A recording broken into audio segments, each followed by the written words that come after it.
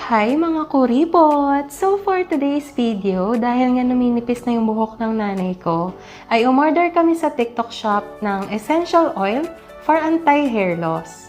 Disar yung kanyang brand name at based nga sa packaging ay pwede siyang gamitin kahit saang parte ng katawan mo na tinutubuan ng buhok.